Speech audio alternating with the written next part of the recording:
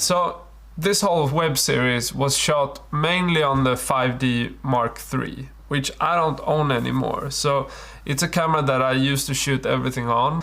I have been used to grading that material. I know its weak points, which has a lot to do with the noise and the sensitivity, light sensitivity and all that isn't all that good. I shot it with Magic Lantern firmware, so we got it in RAW and all that, which is a pain in the ass in terms of workflow, but eventually we did all that and have converted it.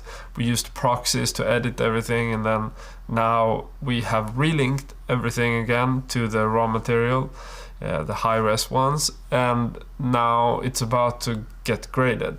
So first off, I start with a trailer because that's going out first. So I've been playing around a little bit with the looks and all, and I think that for some of the footage I've started to find a look. It's kind of similar to the Pearl of Africa. I mean, it was shot at the same time. I think that you don't have to reinvent everything.